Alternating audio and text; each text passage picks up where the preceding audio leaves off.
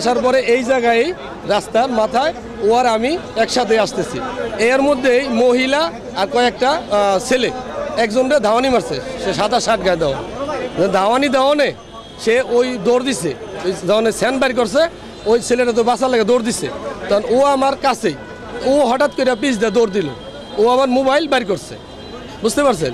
তো মোবাইল বাড়ি করে তখন আমি ওরা খুঁজতেছি কই গেল, সব আলজল লেগে গেছে গা, যে কী ব্যাপার কুমনে কী হইলো, কেরা ওই যে স্যান্ড ধাওয়াইতেছে।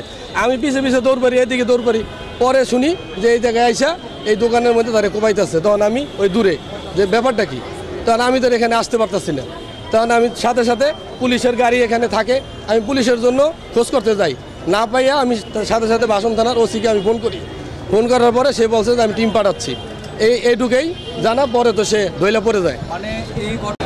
ভাই আমি দেখছি, আমি চা বানাইতেছি, পরে ওই ভাইয়াটা দৌড় দিয়ে দোকানে ঢুকছে, আর 5 জন ব্যক্তি রান্দাও চাপাতি আর ওই চুরি নিয়া মানে ওইখানে 2-3টা কূপ দিছে। কূপ দেওয়ার পরে যে আমি বলছি এই ভাই আস্তে আস্তে ভাই মাফ করে দেন, যারা হয়েছে না হয়েছে পারে মাথার চোদ আমার কইতেছে মাথার চোদ একটা কূপ মারবো, কূপ মাইরে একেবারে গাড় পালাই দেবো।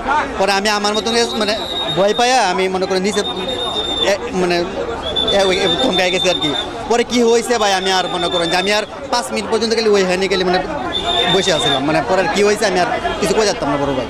বিষয়টা কীভাবে নিব ভাই, আসলে আমরা দেখেও পুরো আতঙ্কের ভিতরে আছি।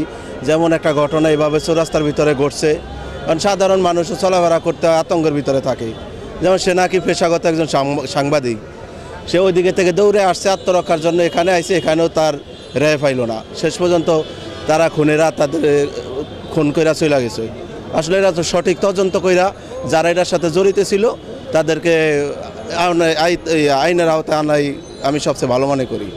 দেশের পরিস্থিতি তো খুব খারাপই। এই চৌরাস্তা মোড়ে এত মানুষের মাঝে যদি কুবাইত হয়ে যায়, তাহলে মানুষের তো জীবনের কোনো নিরাপত্তা নাই, যে কেউ যে কোনো জায়গায় কুবাইতে পারে। ভাই নিশ্চয়ই এটা খুব খারাপভাবে দেখার বিষয়, কারণ আমরা তো এরকম বাংলাদেশ চাই না। আমরা এরকম বাংলাদেশ চাই না যেটাছে মনে হয় যে কোনো গার্ডিয়ানহীন একটা বাংলাদেশের মধ্যে বসবাস করতেছি, যেখানে আপনার একজন মানুষ আপনার যে প্রকাশ্যে খুন করে চলে যায়। ঠিক আছে, আমরা তো মানে শুনেই এটা হচ্ছে মানে মেনে নিতে পারতেছি না। একজন মানবিক হিসেবে, একজন সাধারণ মানুষ হিসেবে এটা কখনো মেনে নেওয়া যায় না।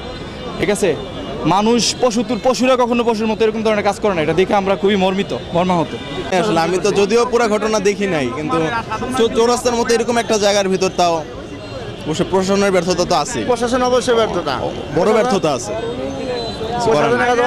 তাও জিনিসটা এমন না যে কয়েক সেকেন্ডে করছে, জিনিসটা মিনিমাম তো কয়েক মিনিট কোপানো লাগছে। মানুষজনই বলতেছে যে একদম মৃত্যুর নিরাপত্তা, একদম নিরাপত্তা চাই।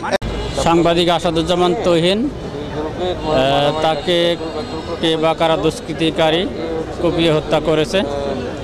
আমরা এখানে আসার পরে কিছু তথ্য পেয়েছি, ভিডিও ফুটেজ পেয়েছি। তার আলোকে যে দুষ্কৃতিকারী যেই হোক না কেন তাদেরকে ধরে আমরা আইনের আওতায় নিয়ে আসবো ইনশাআল্লাহ। আর এই ঘটনায় আমরা আসলে অত্যন্ত মর্মাহত। এই প্রকাশ্য দিবালোকে এইখানে এ ধরনের একটা ঘটনা ঘটেছে। আমরা অবশ্যই যারা এই ঘটনার সাথে জড়িত সবাইকে আইনের আওতায় নিয়ে আসবো ইনশাআল্লাহ।